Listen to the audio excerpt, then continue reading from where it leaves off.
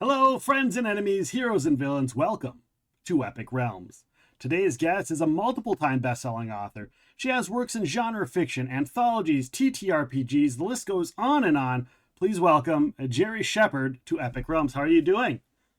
I'm doing great, Nick. Thanks for having me on. I'm glad to be back with you just a day after we left each other at a convention. Right, I was just going to say, I heard that you spent some quality time with this really cool podcasting guy. So, Yeah, he was pretty great. It was great.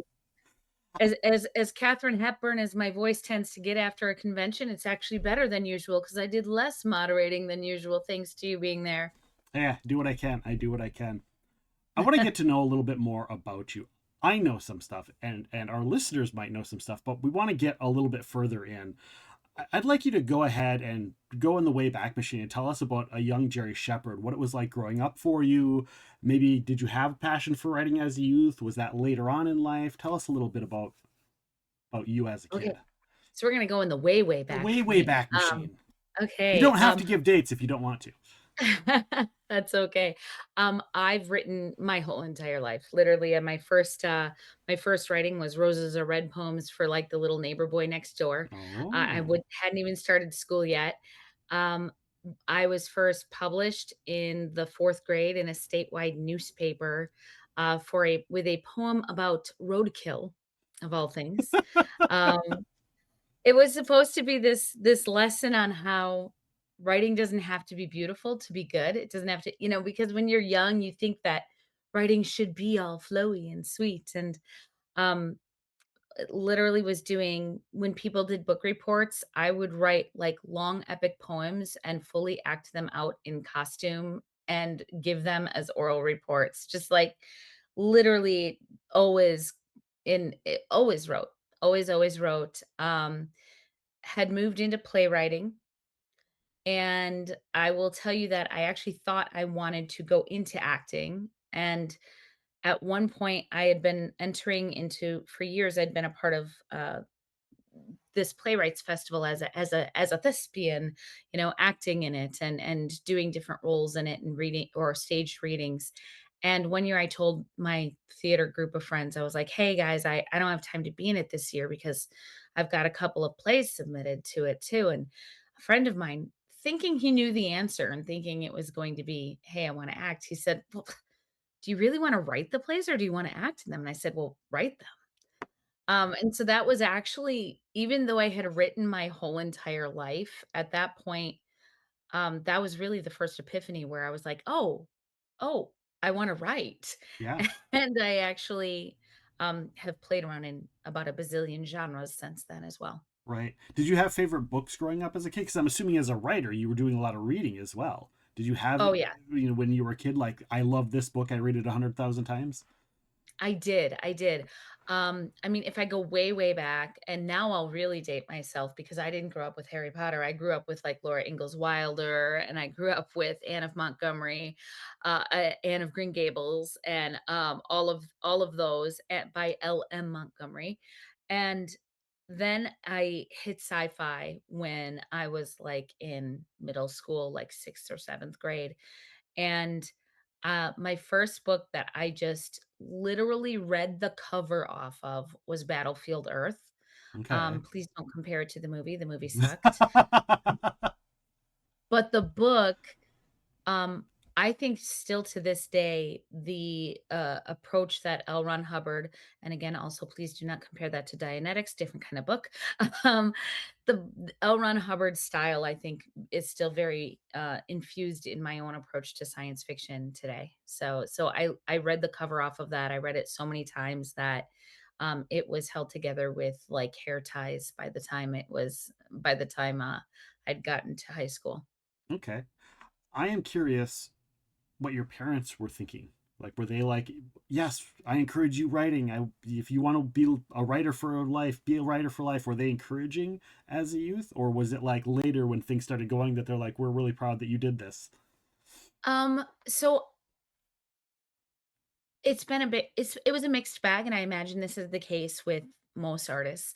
I would say that they always were encouraging of me being an artist. Honestly, I was I was really quite good at the acting, and, like, I was kind of like the local star, Okay. if you will, growing up in my town. Like, I was always the lead in the straight plays, and I was acting in adult plays from the time I was quite young, and getting, some pretty, positive criticism and reviews all across really a pretty large region. I think there was a little bit of a kind of a, "Hey, we want the star" aspect, and there was a lot of support in that.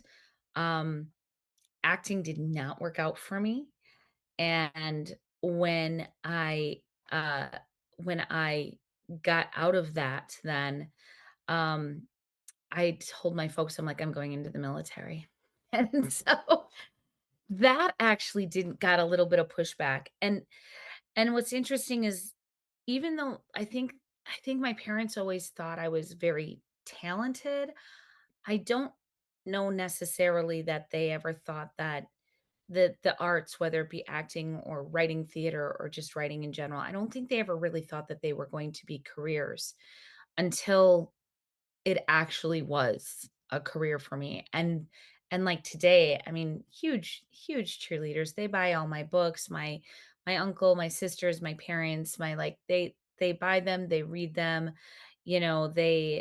they want me to be bigger than I am, which is kind of interesting because as you and I know, like, we're working artists, you and Right. I, and let's be honest, we're not living room names, you know? Not yet. Um, but we're working and we're making a living and we're doing the thing, and I think there's a misunderstanding, way beyond our own families, but just like there's a global misunderstanding of the fact that you can actually have a thriving and flourishing career, uh, without being known. And so I actually do have this career, and so they actually now they really want they're like, "Well, we just want Oprah to read your books. You need to be in the Oprah book club," or, we "Why aren't they making a movie out of your books?" Right. Yeah, not yet. Not yet. You gotta say Not yet. yet, not Right. yet. You put it out in Exactly. the I mean, of universe, right? course, when we write, we all see the movies in our minds Right. and, things, you know, I've had a lot of really wonderful and remarkable success, but, I still don't think that a lot of those successes are things that are understood to people working outside of the artistic communities. Right, for sure. You mentioned that you told your parents, "I'm gonna go into the military." You kinda did the military/military college sort of route, right? I did. How does that work? Because that's a little bit different than somebody that goes to the military and then goes to college at a, normal traditional college. How does Yeah. that kind of work? How did that work for you? Mhm. So and then you'll see this in my literature today even, but from a very young age, I was very, intrigued by languages, by world languages, global languages, and, at the time I had tested to go into the military, they have, um there's your ASVAB, the Armed Services Vocational Aptitude Battery, but then there's also oh my goodness, I should remember the name of it. I don't. That's okay. I went into That's the okay. military in, like, '95, so, it was, but there's a test that you take to test your language skills, DLAB, Defense Language Aptitude Battery, and so it was like for the languages, I got a perfect score on it. It was 126 and I got 126. It doesn't test how well you know a language, it tests your ability to learn languages, Okay. patterns and how things fit together and identification and stuff like that. And so, my husband and I have a joke because, um, he got 1 wrong only on the test. So we Oh. both, being young and cocky at the time, this was before we knew each other, said, "Give me the hardest language." And for me, that was Arabic. And for him, he asked the same question and they gave him Korean. So we always joke about whose language is actually harder. Um, but it's very different when you're in the military in a skill set that is not combat centric. Obviously, of course, I've been trained in, like, basic combat skills because if you're in the military, everybody is trained in that, Right. but it's my your job is school. And when you go to language school, so my degree is actually in international communications, and the majority of that degree came from credits I got through the Community College of the Air Force, and then I finished the degree, after leaving the Air Force. Um, but my, my job was learning. And so, unlike learning a language in college, where you might have a couple of classes a week and then some homework, and if you're lucky, maybe every couple of, once or twice through your career, you're going to have a couple of immersions. This is 8 hours a day, 5 days a week, taught by native speakers who are here in many cases as refugees, who are working for the government and teaching you their language, and you're not speaking English in those classes. Some of your instructors don't even speak necessarily very good English, and you have immersion events with them, and then you spent 63 weeks doing that for Arabic, and then I spent another 6 months learning then military language, and then Arabic is unique that the language that they teach you is not actually the language that's spoken for the most part. They teach you modern standard Arabic. That would be like all of us reading and speaking Shakespearean, and so then you finally get to your base and you realize, "Oh, I don't know a darn thing about how to actually speak this language." Wow. And so then you spend another 6 weeks learning to specialize in a dialect. And Okay. for me, that dialect was the Levantine dialect. And so, yeah, it was 2 years of just language every day. So it was very incredibly intense, but from the perspective of and then you look at the credits, and you're like, "Oh, I guess I just about have my degree done now." But Right. then you serve the So you military didn't from get there. to really learn any other, like, you didn't have other classes. It was just like language and that's it. Just language. Wow. Just language. The linguists in the military are very, very, they're specialized.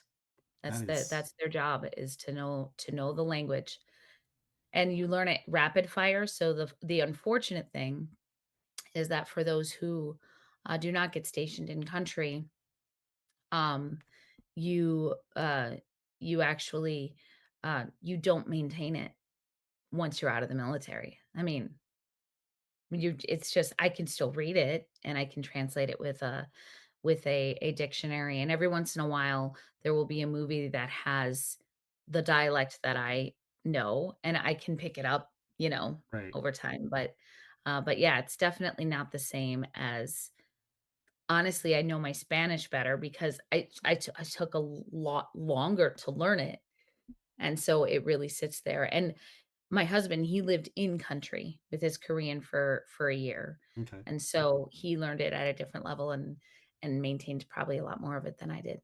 Okay. Was there anything from that that you took forward after you got out? Oh, absolutely. So, are you I apologize, I didn't even ask this. Are you a veteran? I am not. I am not. So, we had a couple of veterans. Joe and I were joking around. I know on the one Joe Prozit and I, he's a veteran, and we were joking around on the one panel this Right. weekend. Um, there's that's the first thing that you take away is that there is a certain, brother and sisterhood that is nature to all military people, period. I mean, there are things that we understand about each other, about community. And I think that I have been in my whole life a community builder. And I think that prior to the military, I was a spotlight person as opposed to a floodlight person. Yeah. And I think that post-military, I definitely became a floodlight person. I became a community builder. I became somebody who wanted to be surrounded by sister and brotherhoods and lift other people up. So primarily, like as opposed to like a specific knowledge, that's something that I think came out of it that was really special and that I don't think will ever go away. It just kind of becomes a part of who you are. Um, I think that my my language exposure and my international exposure has made me very aware of the world, in a way that I think a lot of people who don't have the opportunity to leave their country, or in some cases leave their state or their city, Right. I I think that you get a much greater understanding of the world, when you are truly, like, in the muck Yeah. of different global cultures and societies, and seeing how they go, and absolutely all of that makes its way into my books as well. Yeah, for sure. Getting hit with that culture shock is definitely something important that people should experience. Uh, Mhm. where did you then go to get into starting to actually write and get published? Like, where does that bridge gap between the military and getting out of the military and schooling, and then being like, let's get this publishing thing going? Because I know you've had a So few names, so I have. So I have written under, 3 pen names, Reggie LaBerge, Jeri Shepherd, and Maggie McMahon, and, Reggie LaBerge was the first one, and essentially, I never stopped writing. I just never saw that it was a possibility as actually a career, and all through the military,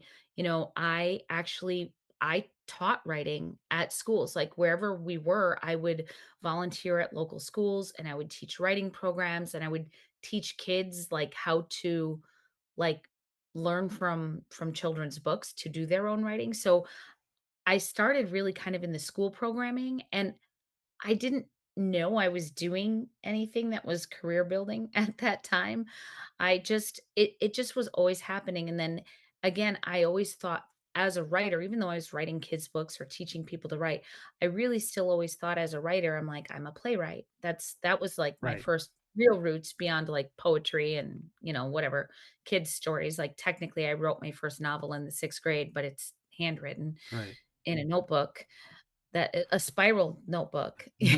So, um, but I really thought it was gonna be plays. And then just really as my life changed, like, as I had kids and I was like, "Well, why I wanna write kids' books," I'm Yeah, working with them.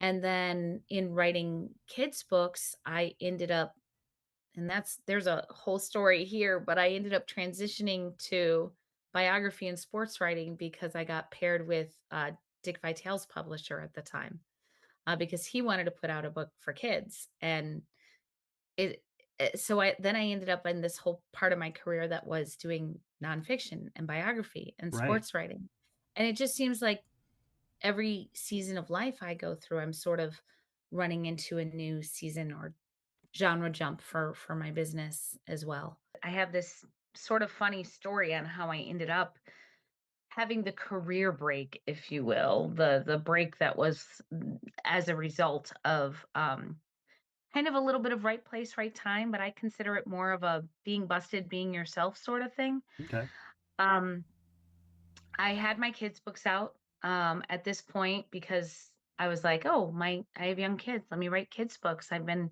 working with schools. This makes sense." And I had gone to a a conference, at Book Expo America. I don't know if you're familiar with it, and it's at the Jacob Javits Center in New York City. At the time, um, really huge, the biggest, like, publishing convention that there was in the US, right, not in the world, but in the US, and I had gone to try to find some distribution for the couple of kids' books I had out at that time that I did vanity. I hate that word, by the way.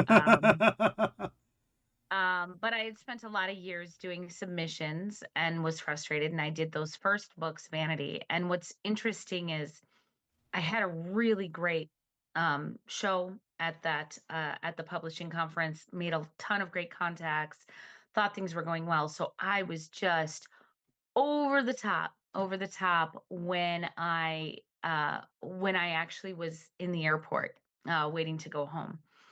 And the airport was just fully backed up. I don't know if there was storm systems or what it was, but there were, like, not seats. And I'm supposed to be coming home at this time. It was flying down to, probably either Baltimore or DC. I'm trying to remember where I lived at the time. I think I okay, was probably flying into DC.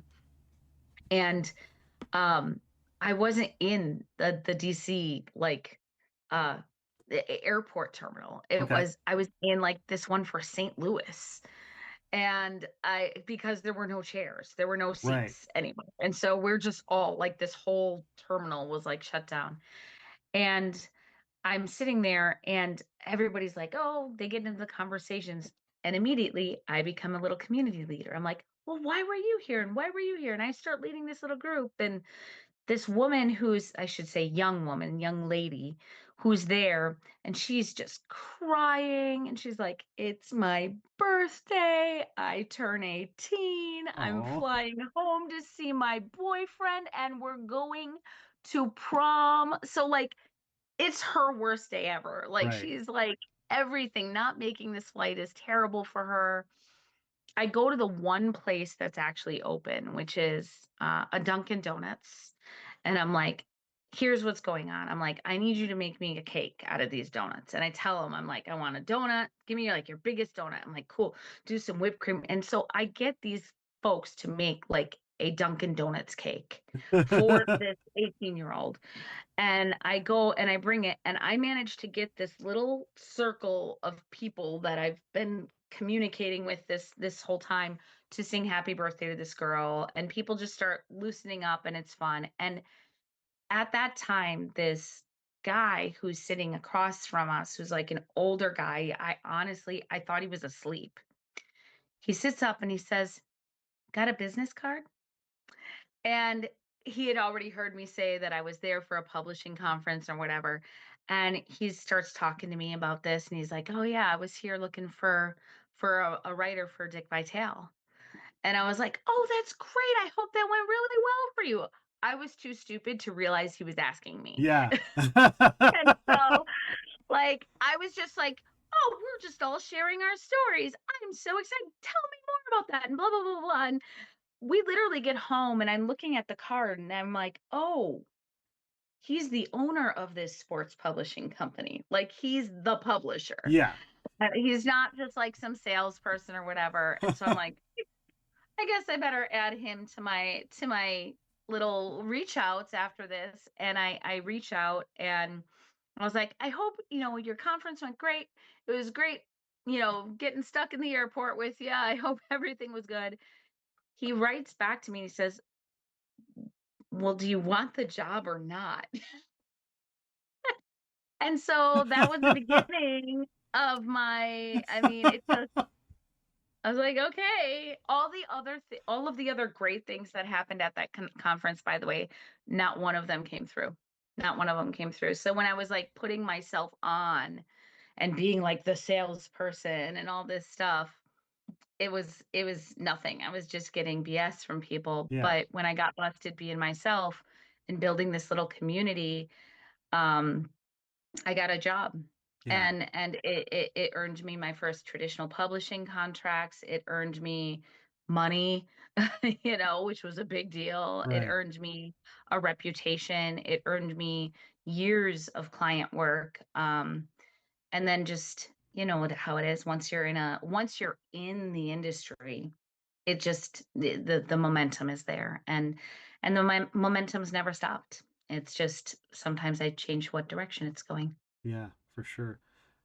Tell us a little bit because you mentioned all the jobs and all the different things you did, and I kind of want to Mhm. expand a little bit on your other writer names and kind of what you did as those writers. Yeah, yeah, yeah. So primarily you're seeing me as Jeri Shepherd these days, and that is because um I let me back up. Because I started as Reggie LaBerge, which is an interesting spelling. That first traditional publisher I worked with was like, "Hey, if you write it like this and stuff, it looks cool." I'm like, "I don't care. I just want to write the stories. I don't care who knows me." Right. And and the publisher was right. Like, it looked great. Oh, and it sold books, and people used to say all the time, they're like, "Oh my gosh, Reggie LaBerge, that's such a cool name." And all of that. I'm like, "Great." Um, and essentially, I wrote a lot of kids books. I wrote a lot on nonfiction. Then when I got into that co-writing and biography era, I also ended up working for like a Christian publisher. And a lot of the celebrity biography that I was doing, those celebrities, they have certain brands, Right. some of those brands would be maybe very wholesome and very positive. When I made the transition, from that fiction to the fiction I'm writing today, it is a very dark and gritty, and sometimes violent and ugly sci-fi, and other genre fiction as well, horror, game fiction, and stuff that if somebody is reading this book that I put out under the name Reggie the Burge, and they're like, "Ooh, Max explores. We love this. Let's look up the other book." And they pull up, cool, At Fault. Let's read this one aloud to our kids like it's Harry Potter. They would be very, very upset. And Yeah. especially because I had worked with a couple of Christian publishers, um, out of respect for them, I'm like, "You know what? I'll actually write under Jeri Shepherd," and you'll see that, like, Reggie is actually a flip of Jerry, Yeah. and LaBerge is actually a translation of Shepherd. Oh, okay. So that name is, like, actually the flip and the translation, and then we've got the Jeri Shepherd. Um, so those are really the 2 primary names, and the 3rd one I do not have a really good excuse for. It's a strictly an algorithm name. Maggie McMahon is it I to me, I'm like, I embrace the Irish that I have, and it's, like, such a very Irish name, and It is. McMahon is McMahon Margaret and McMahon are both names that, one from my mother's side and from my father's side in my Irish heritage. Okay. Um, so both of those names actually are one from each of my parents' side of the family in their heritage, and it's because I had one romance, and I'm not a romance writer.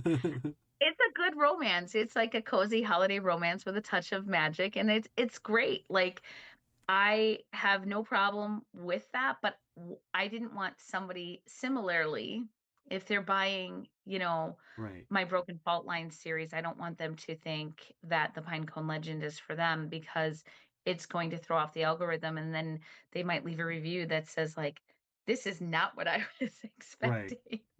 So that was strictly an algorithm name, and I have some other things that might end up coming under that, like going back into some of my playwriting and poetry, back to those roots. So it would fall under that name as well. Okay. But that's why overall I go by Red Yeah. because it doesn't matter whether I'm Reggie or Jerry or Maggie. I'm always Red. All right. You did a lot of other jobs too, whether it's editing, layout, marketing, any of that kind of work that you've done in throughout your career. How have all of those also helped you now when you look at all of those, when you look at your other names, and now you come forward to now? How have all of those kind of accumulated to give us what we have now?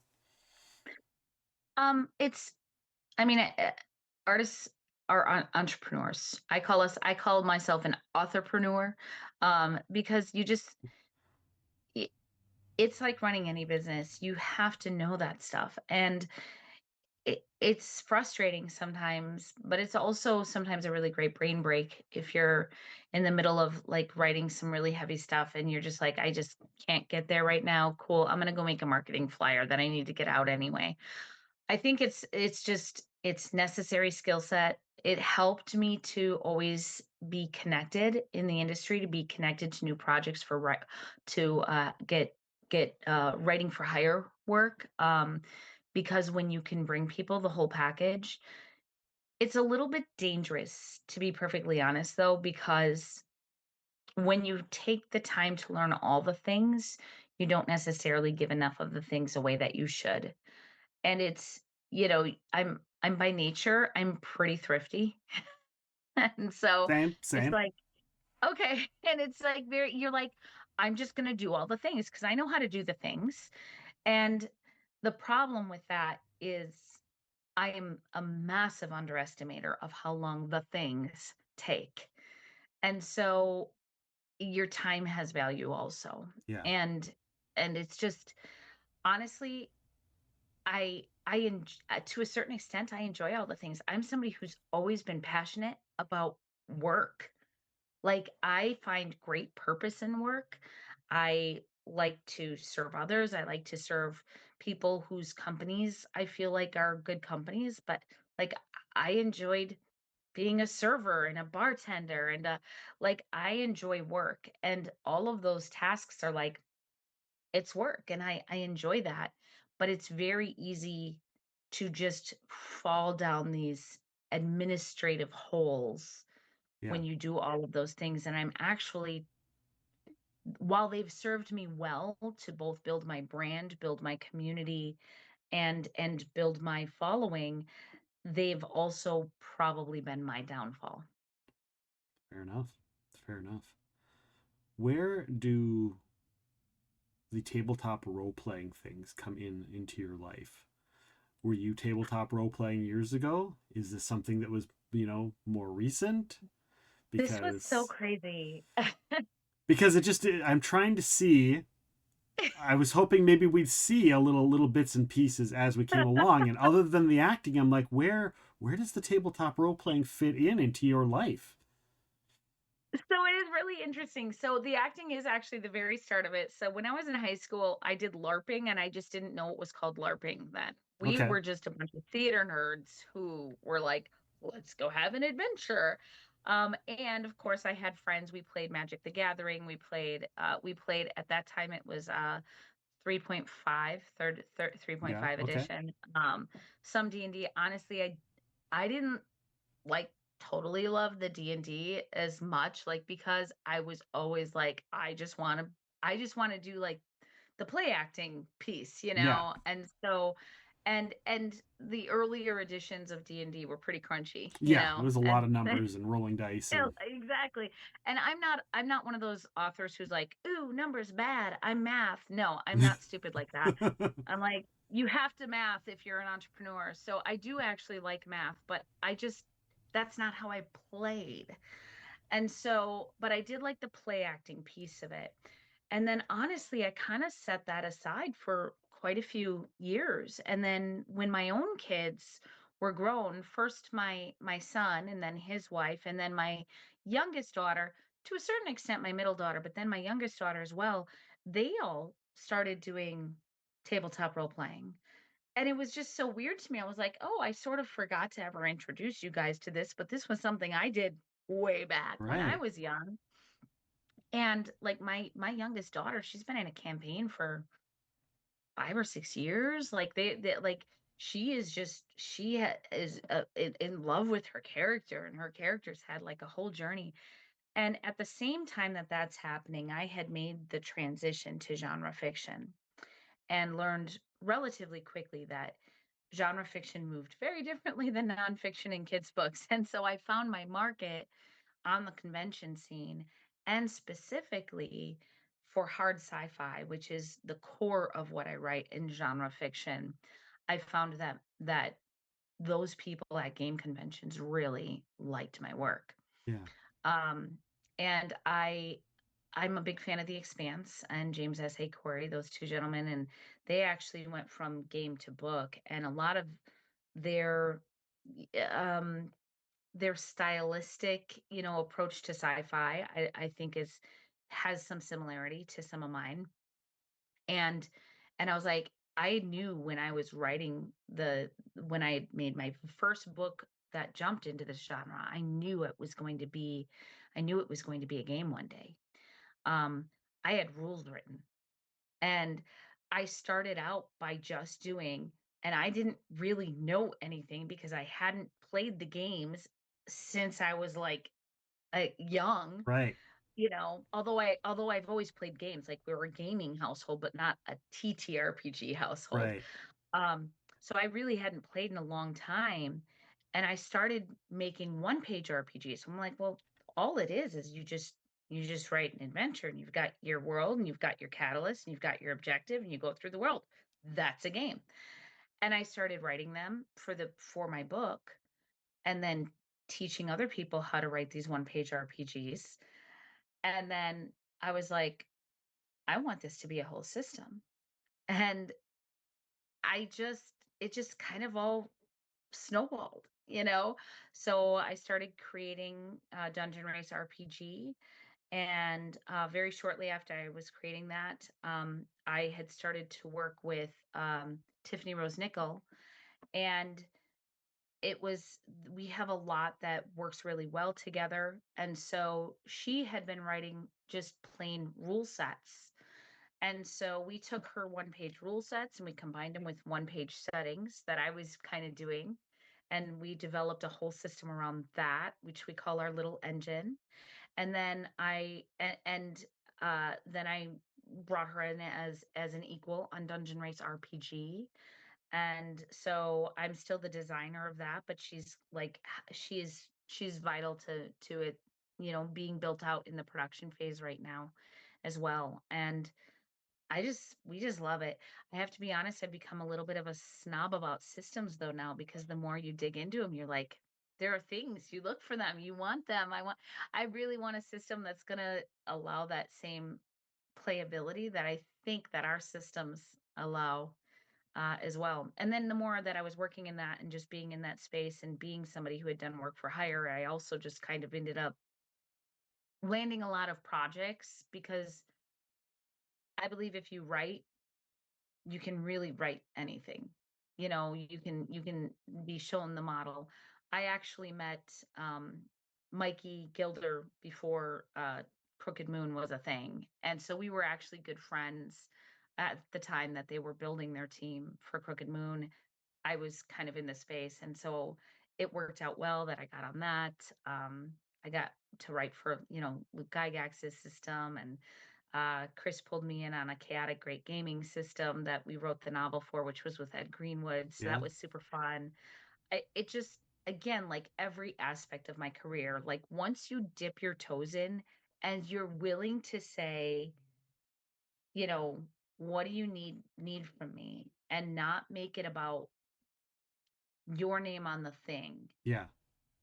you're going to get the work. If you're making it about how can I make your project better? How can I make your convention better? How can I show your world better? And as soon as you start doing that with people, the projects start to come. So it's been a really rapid fire. So my genre fiction jump happened in 2022, and it's been like nonstop work. So it's been Right. like 4 years of just like, oh, this is where you fit. Yeah. And honestly, I sort of felt like with the games, I was like, I look back at every genre I've written in, and I had this kind of epiphany that I'd always been a game writer, because the style of game writing is like this, the puzzling and the Easter eggs and we're leaving this thread hanging out there that you might come back to. And I was like, oh, I've always written games. I just put them into books. Yeah. you know? Yeah, for sure. Well, speaking of that, we've touched a little bit on the books, we've touched a little bit on the RPGs, and I want to touch a bit, maybe a little bit more than a bit, on the anthology work, because you do a lot of anthology work, and there's a lot of other authors that I met this weekend that work on those anthologies, and we've had a bunch of people on that do anthologies in the past. What makes anthologies special to you? For me, it's gonna come back to the community piece. But first, like, I would just like to say that anthologies, I don't think they're having a moment. I don't think they're the forever thing. They're definitely having a moment. Early in my career, getting in an anthology meant nothing. Those things, you couldn't move those things. They were dust gatherers. That is it. And the reality is the shrinking of the global attention span as a result of social media and fast content, um, is that not only have novels shrunk in length, but people are actually more into novellas and novelettes and short stories. And so it's at this time, it's become a really powerful medium again. I mean, people are enjoying it again. And they're a really great way to, um, engage in reading. And I think that it just works for this moment in time. And I don't know how long this moment is going to last. Um, Working on them and in them has been in some cases, it's been with Christopher D. Schmitz, who I don't know if you've Yeah, he's been had on. a chance to cross with him. He's He's been on the show, past guest. wonderful, wonderful. So I didn't listen to that one. I'll have to go back and listen to that one. I listened to so many, I didn't look for specific names. Um, so he is such a beautiful designer. Like his books are gorgeous. And so, he really has understood the idea of like a good cover sells. And so he's actually coming in onto the worldly collections that I manage. But for me, it's all about how do you lift each other up as a community? So, can you bring in people who are going to help all elevate everybody, because maybe they're a name that has a following, or maybe there's somebody who has created an important work or an award-winning work or a best-selling work or something. So that's then everybody that's around them gets to be lifted as well. It's that Right. rising tide concept. And then there's just in the hall, like if we're working on a live show and we've got two, three, four, I think we've had as many as 7 authors that are in the same anthology that have been at the same show at the same time. And it's so cool to be able to like you sign your book and you're like, hey, by the way, bring this over to so and so. Hey, bring it over to so and so. Hey, and you actually kind of create this like connective chain. It also selfishly for me as a reader, but who is doing so much reading for my own writing or my own writing or being on the road toward a show, um, I don't get a chance to read all of my fellow authors as much as I would like. And this actually gives me a chance to really I actually know the voices of all of the authors that I work with.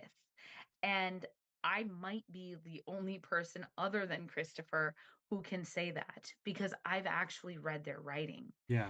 And that's just in reality, as much as we all support each other and love each other and want to read everybody's work, there's just not enough time. Right. I For mean, sure. and this gives me a chance to really be exposed to their work. So yeah, so I run I'm actually running 6 different anthologies next year, but 3 of them are through Nerd Street, one with oh, I can't say the others yet. 2 other really cool ones coming. Keep your eyes out. Keep your eyes out. Some other really cool ones coming, and then one that I'm just doing for myself personally, which is based on Ray Bradbury's public domain works. Oh, nice. Um, yeah, I'm excited about that one. But the ones that are the 3 through that Nerd Street sponsors, and they're one of the convention organizations I work with. I run Otherworldly, which is like I always call it the Hufflepuff of collections because it's the all the rest genre fiction, although it tends to lean a little bit fantasy.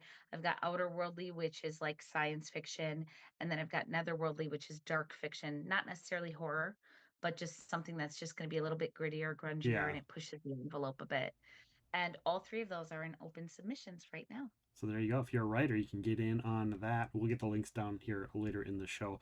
One of the things I love about anthologies is, and it was probably like, gosh, 5-10 years ago, I ran across my first anthology, is because there was a certain book series I was reading, and I saw a little thing in the back saying, if you want to find out what happened between this book and this book, check out my short story in this anthology. And I picked up the anthology, and then I met like 3 new authors, and it's like, well, I got to go Uh-huh. check out their works now. And so Uh-huh. it's somebody, if you're a fan of one author, you get to learn some other authors and what stories of theirs you like through those anthologies. And I also think that that is a really cool piece to do with anthologies as well. And I think Definitely. anthologies will continue to do well just because of that. There are so many authors that are super open, no matter what level they're on.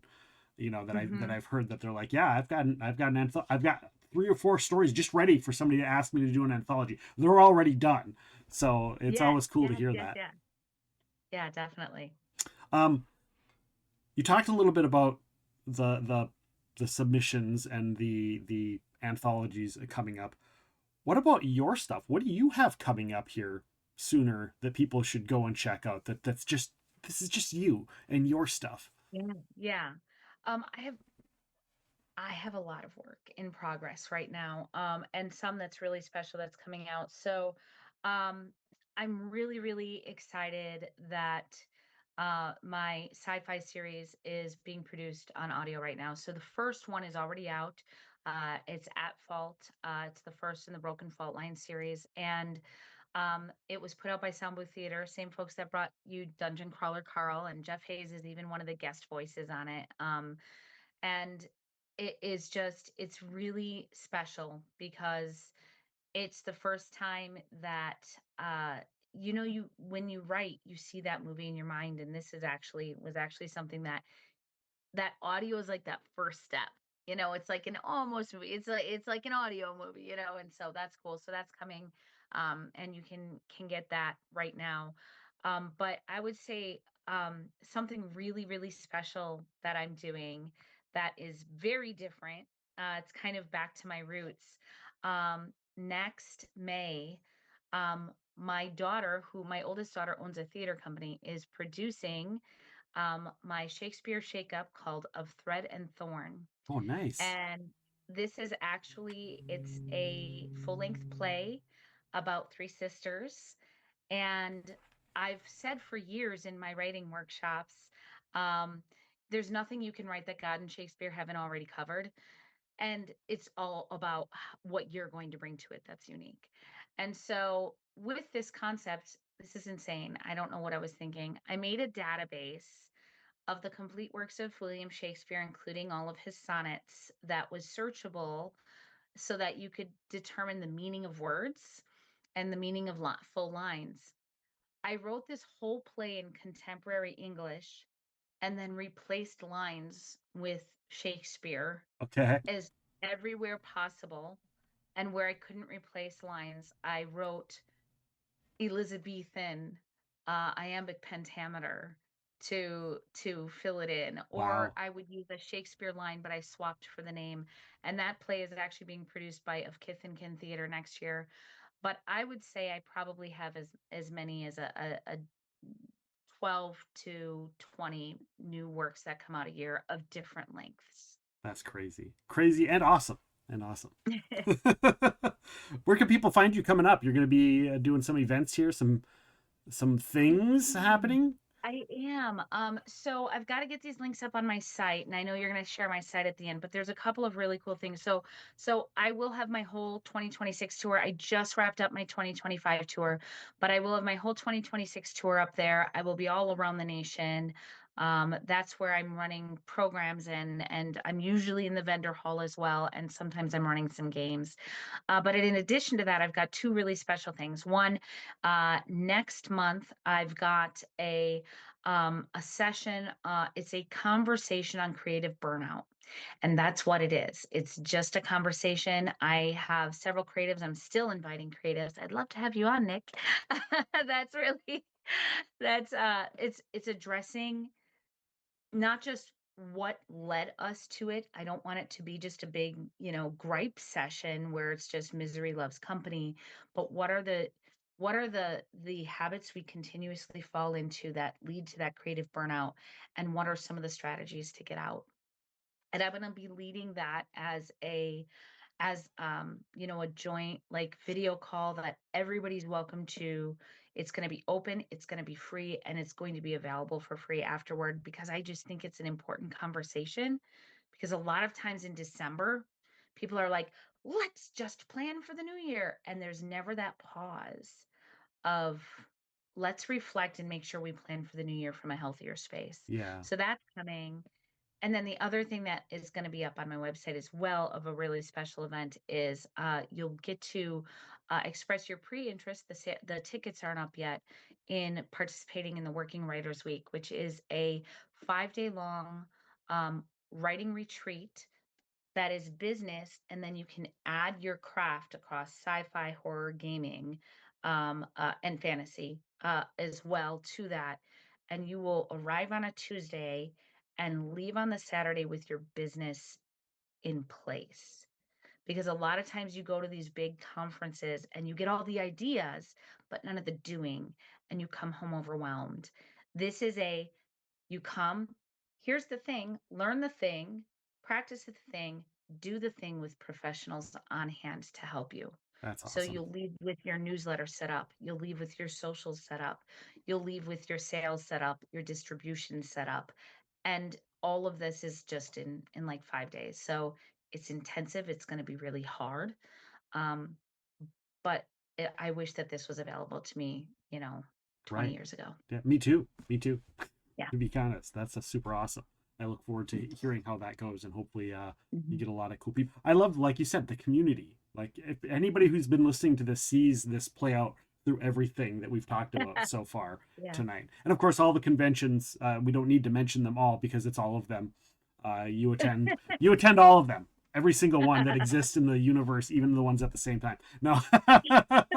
Sometimes I have Sometimes. had one weekend where I had 3 shows in the same weekend. Yeah. Oh my gosh, that's crazy. So everybody will make sure to go and check out your website, redwritesbooks.com. Say that 3 times fast, redwritesbooks.com. Of course, you're on Facebook as well. It's Facebook /Jeri.Shepherd.author. You're on Instagram at The Real Red Writes Books, as well as Threads at The Real Red Writes Books. Is that correct? Did I get them all right? That is all correct. I have reactivated my TikTok recently. I have Ooh. to admit I'm not fabulous on it. But yes, I'm Red Writes Books there as well. Okay, well, I'll make sure to That's red tag you when we red the get color. when we post videos. We'll make sure to tag you in them on TikTok as well. Yeah, absolutely. Jeri, thank you so much for joining us tonight. Please stick around. People that are watching in the live stream, also please stick around for the Q&A at the end. You'll be able to ask your own questions as well, and we'll go through and we'll answer those questions for you. But first, Andrea Ems is an award-winning audiobook narrator with over 400 titles to her credit. She's going to be joining us live November 24th, and that episode is going to be on November 25th. Also coming up, we're going to have Rodney Thompson. He's going to be joining us live this Friday. It's going to be kind of a weird thing. He's joining us this Friday at about noon Central. However, that's going to be for our Christmas episode when I'm out of town, because I'm not going to be doing work on my Christmas break while I'm out of town at the family. So we're going to be doing that this Friday, and that episode will actually be available the week of Christmas. So you definitely want to come and check it out live if you don't think you're going to get a chance to check it out when it comes out. Also, down the road, Nathan Lowell is going to be returning. He's an amazing author, one of our best viewed interviews that we have. He's going to be joining us. Of course, actor, audiobook narrator Gerard Doyle is also going to be joining us. So please follow, like, listen, review, rate, do all of those things, push all of those buttons. It helps us, and in turn helps our guests. So for our guest, Jeri Shepherd, I am Nick, and I want to thank you all for listening to Epic Realms.